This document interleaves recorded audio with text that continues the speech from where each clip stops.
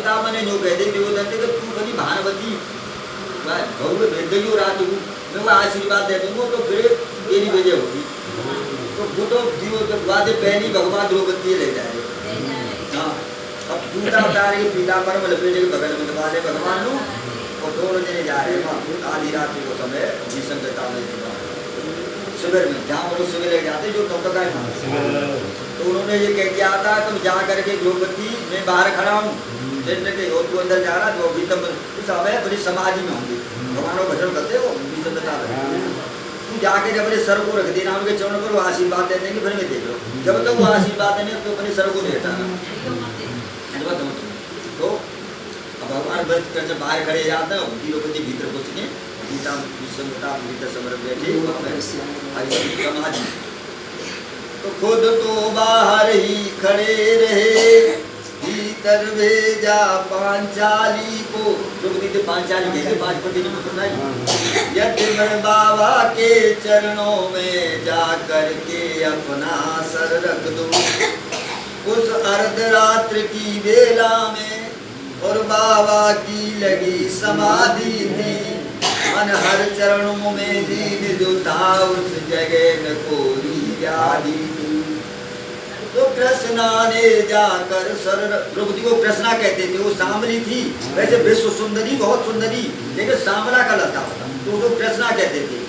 कृष्णा ने जाकर सर रखा चरणों में भीष्म पितामह के मेरे चरणों में कौन झुका भीष्म बाबा एकदम चौंके तो हमें वही जो एकदम सर रखो तो एकदम चौंके करके यहाँ राजनीति साहब कौन आयो तो क्या देखते देखा तो सधवा नारी है और चरणों में शीश झुकाती है उसके तन की रंगी साड़ी सधवापन को जतलाती है।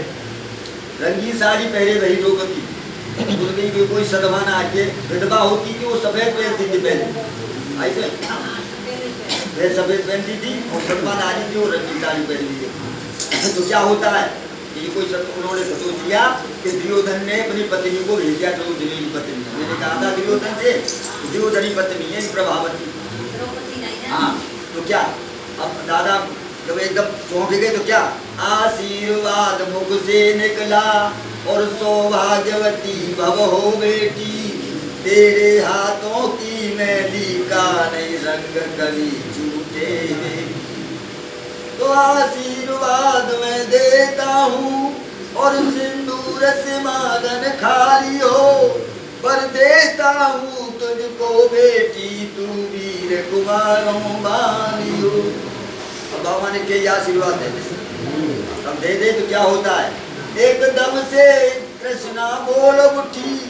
अब द्रौपदी एकदम से बोलने लगी बाबा ये क्या बतलाते हो कल और आज और कहा तुम सत्यव्रती कहलाते हो मेरे 5 पतियों में से बाबा अगर एक भी मारा जाएगा तो आशीर्वाद बाबा तेरा क्या झूठा नहीं कहेगा। बाबा कला में प्रतिज्ञा की थी पहले तो प्रतिज्ञा की मारूंगा और अब मुझे तुम आशीष हारवती का आदर से दे दो ऐसे में अब ये बात देना बाबा अब मेरे 5 और पतियों से एक ही मारा गया तो तुम्हारा आशीर्वाद। अब बाबा ने कहा ये तो द्रौपदी निकली मैंने तो भारवती समझा था। अब क्या होता है एकदम से बाबा चौंक गए और कर से माला छूट गई मन हर चरणों में लीन जो था चित चोर समाधि टूट गई। वो क्या कहते बोले तेरे प्रश्नों का उत्तर बेटी मैं पीछे ही दे पाऊंगा और तेरे सुहाग का निर्णय भी मैं पीछे ही कर पाऊंगा।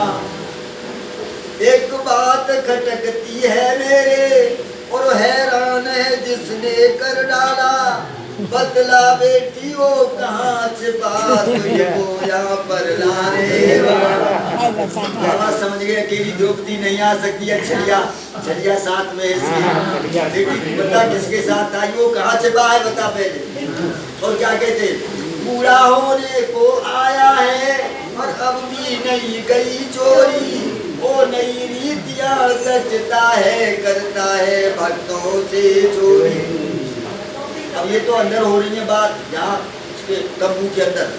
अब बाबा बाहर निकल के जाते हैं, ऐसा नहीं लोग भी बाहर निकलते। तो बाहर जा करके देखा तो जोड़ी का दृश्य निराला था, और पीतांबर का घूमट डाले वहाँ खड़ा बांसुरी वाला था। तो बाबा चरणों में लेट गए, छलिया चलने को आया है, भक्तों की रक्षा करने को दासी का वेश बनाया है। दासी बने हुए थे भगवान। हाँ, घूमट था पीतांबर का, और दासी बने। बाबा चरणों में लेट जाते। जगत के स्वामी तुमने भक्तों के लिए जाने क्या क्या किया। और बाबा ये चरणों पे पड़े हैं, ऊपर को देखते, भगवान के मुंह को देखते। तो क्या देखते ऊपर? जो ऊपर देखा तो क्या देखा? तो द्रौपदी के जूता थे पीतांबर के कोने में, उर में करुणा का भार लिए अब लगे पितामह रोने में। जब द्रौपदी के जूता देखने पीतांबर तो बाहर रोने लगे, अश्रुपात करने लगे। और क्या करते?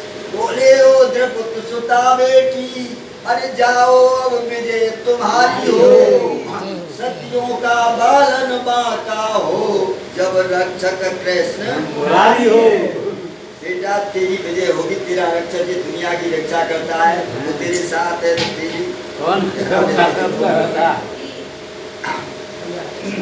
तो भगवान जिसकी रक्षा करते हैं माँ,